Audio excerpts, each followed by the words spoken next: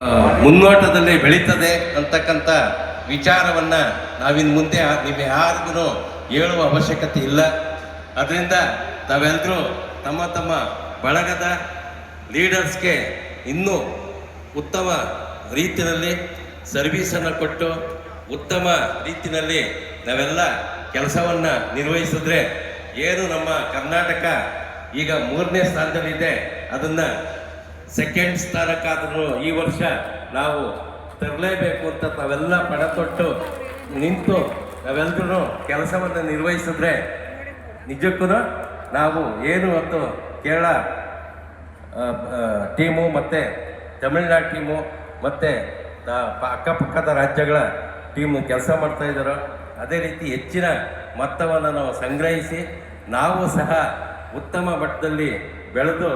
ನಾವು ನಮ್ಮ ಷೇರ್ದಾರಿಗೆ ಒಳ್ಳೆ ಸರ್ವೀಸನ್ನು ಕೊಟ್ಟರೆ ನಾವು 2ನೇ ಸ್ಥಾನ ಅಥವಾ ಸ್ಥಾನಕ್ಕೆ ಬರೋದ್ರಲ್ಲಿ ಏನು ಚಿಂತೆ ಇಲ್ಲ. ಮತ್ತು